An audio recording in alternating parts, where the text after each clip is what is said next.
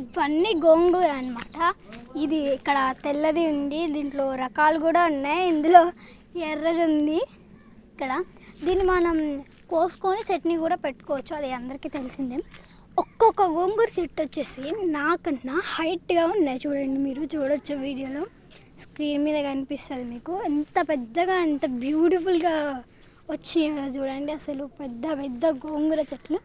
And మేము ఇక్కడ పెట్టి చాలా రోజులు అవుతుంది. అండ్ చుక్కుడు తీగలు అనేవి పాకుతున్నాయి కిందనే. అండ్ మేము ఇవి పెట్టి ఒక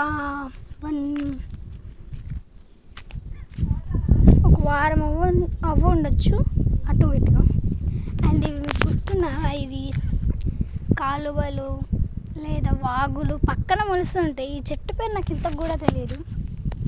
అండ్ ఇక్కడ మేము పచ్చని పొలాలు చూడండి ఎలా ఉన్నాయి. పైన సూర్యుడు అలా అలా అలా చాలా క్లైమేట్ అయితే వ్యూ అయితే చాలా బాగుంది. ఇంకా అవన్నీ మా పొలాలు అన్నమాట. ఇక్కడ మామిడి చెట్లు ఉంటాయి. వరి చాలా రోజులు అవుతుంది పెట్టి, కానీ ఇంకా గ్రోయింగ్ అవుతుంది అది. సరే, మరి ఈరోజు మా గార్డెన్లో చూపించేసాను మీకు. అండ్ మేము కాకరకాయ ప్లాంటేషన్ చేసినప్పుడు చెట్టు అండ్ ఒకటి పండిపోయింది కాబట్టి కొయ్యలేదు.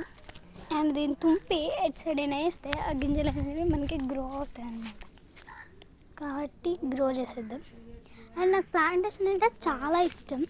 అండ్ ఇది ఒక్కొక్కటి వచ్చేసి ఒక మనిషి కన్నా హైట్ ఉంది. మరి మీ గార్డెన్లో ఇంత పెద్దగా ఎప్పుడైనా గోంగూర చెట్టు మొలిచిందా? కామెంట్ చేయండి, లైక్, షేర్ అండ్